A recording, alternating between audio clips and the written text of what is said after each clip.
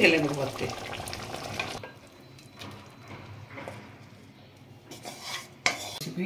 চিংড়ি মাছের মালাইকারি নারকেলের দুধ দিয়ে।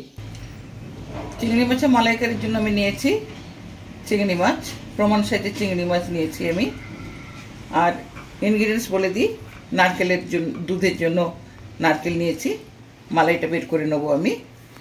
ইনগ্রিডিয়েন্টস নিয়েছি পেঁয়াজ বাটা, আদা বাটা, রসুন বাটা, লঙ্কা বাটা, গোটা লঙ্কা ফোড়নের জন্য, জিরে ধনিয়া আছে, ছোটো এলাচের বাটা দেবো, গরম মশলা ইউজ করবো না, একটু চিনি, নুন, হলুদ আর সর্ষের তেল।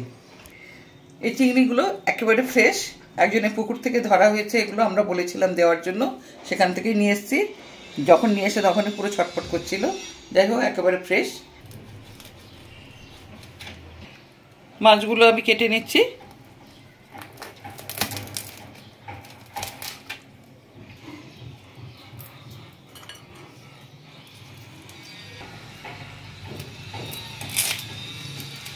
মধ্যে নোংরাটা এখানেই থাকে, এটা এইভাবে টেনে বের করে নিতে হয়। পুরো জলে ধুয়ে নিচ্ছি আমি, পেটগুলো একটু পরিষ্কার করে ধুয়ে দিচ্ছি। মাছটা তো আমি ধুয়ে পরিষ্কার করে নিয়েছি। এরপরে যে আমার স্টেপ, মাখিয়ে নেব। নারকেল থেকে এবার আমি দুধটা বের করে নেব। প্রথমে নারকেলগুলো আমি একটা পাত্রতে ঢেলে নিব। হাত দিয়ে কচলে কচলে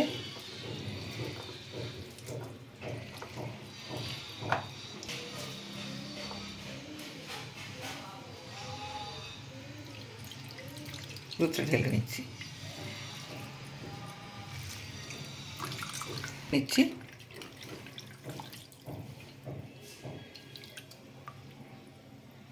আমার গরম হয়ে গেছে, অল্প তেল দিয়ে আমি মাছটা সাঁতলে নেব।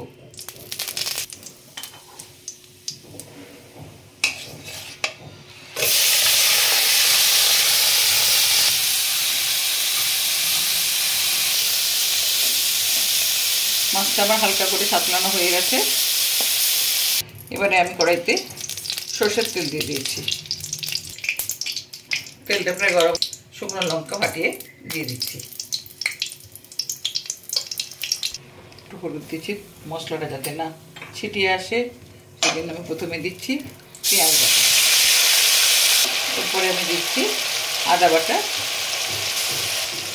রসুন বাটা,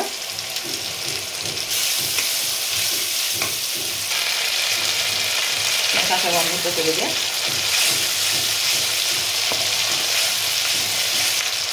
হলুদ দেবো, পরিমাণ মতো হলুদ দেবো, জিরে ধনে একসঙ্গে গুঁড়ো দেবো আমি। এরপরে দেবো লঙ্কার গুঁড়ো,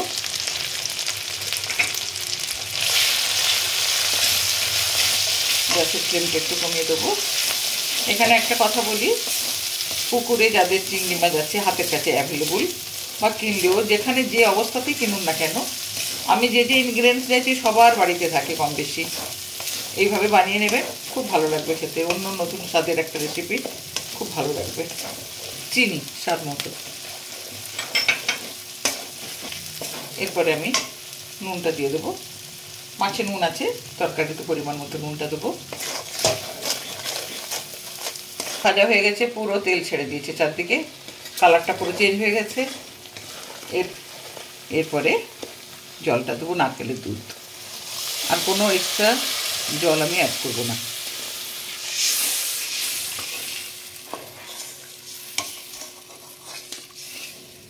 জালটা দিয়ে উঠে গেছে। এরপরে আমি মাছগুলো দিয়ে দিচ্ছি।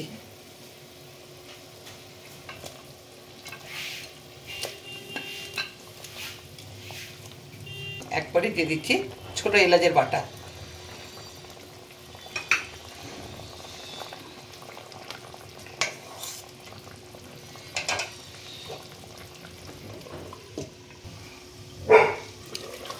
ঢাকাটা খুলে নিয়ে দেখছি তরকারিটা কী অবস্থাতে আছে। এখানে ধনে পাতা বা অন্য কিছু আমি অ্যাড করবো না, এর একটা নিজস্ব ফ্লেভার আছে।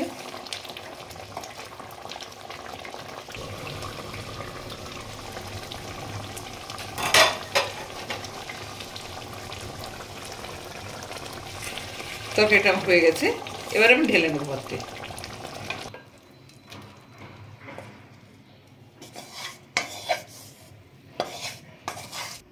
বন্ধুরা, আজকের আমার উপস্থাপনা ছিল নারকেল চিংড়ি বা চিংড়ির মালাইকারি। পুরোভাবে খাওয়ার জন্য তৈরি হয়ে গেছে। প্রথম থেকে শেষ পর্যন্ত রেসিপিটা আপনাদের সামনে তুলে ধরেছি।